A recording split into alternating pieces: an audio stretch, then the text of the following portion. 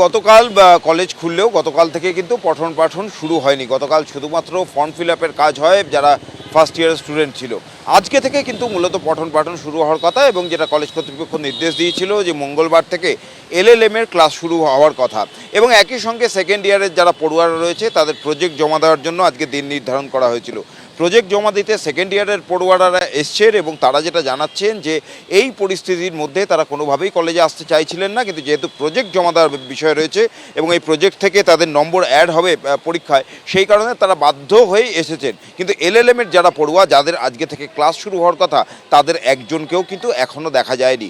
গতকালই আমরা শুনেছিলাম পড়ুয়াদের একাংশ তারা বলছেন যে তারা এখনও আতঙ্কে রয়েছেন, এবং এই যে অস্থির পরিস্থিতি, কলেজের ভেতরে পুলিশ বসে রয়েছে, বিশাল পুলিশ বাহিনী মোতায়েন, বাইরে এই ধরনের ফেন্সিং। স্বাভাবিকভাবেই এই পরিস্থিতির মধ্যে তারা অভ্যস্ত নন, তাই কাজেই আতঙ্ক কাজ করছে তাদের মধ্যে।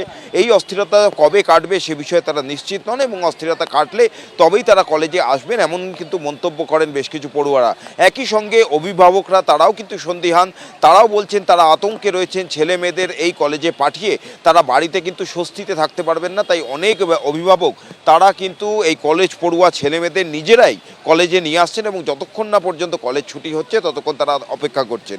গতকাল থেকে যে নিয়ম চালু করেছে সাউথ ক্যালকাটা ল কলেজের কর্তৃপক্ষ, যে সকাল 8টায় কলেজ খুলবে এবং দুপুর 2টোয় কলেজ বন্ধ হয়ে যাবে। গতকালও তাই দেখা যায়, ঠিক দুপুর 2টো বাজতেই সমস্ত যারা স্টাফ ছিলেন তারা বেরিয়ে আসেন, পড়ুয়ারা বেরিয়ে আসেন, এবং সর্বশেষে যিনি নিরাপত্তার দায়িত্বে রয়েছেন, বরুণ মোহলি নামে যে নিরাপত্তারক্ষী, তিনি গোটা কলেজ ঘুরে দেখেন। দেখার পর যখন নিশ্চিত হন ভিতরে আর কেউ নেই, তারপর তিনিও বেরিয়ে যান। অর্থাৎ এখন থেকে দুপুর 2টোর পর কলেজের ভিতরে কেউ থাকতে পারবে না, তা সে পড়ুয়া হন, তা সে স্টাফ হন, তা সে অধ্যাপক হন, কিংবা নিরাপত্তারক্ষী হন।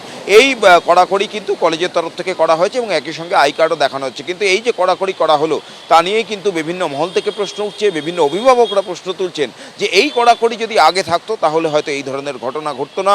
মনোজিতের মতন যারা ব্যক্তিরা রয়েছেন তারা এই এত প্রশ্রয় কিন্তু এখানে পেত না। আর তার পাশাপাশি এই প্রশ্ন উঠছে যে এই কড়াকড়ি কতদিন থাকবে, এই বিষয়টা থিতিয়ে গেলে তারপর আবার কি সাউথ ক্যালকাটা ল কলেজ পুরনো জায়গায় ফিরে যাবে, সেই প্রশ্ন কিন্তু অভিভাবকদের একাংশ করছেন।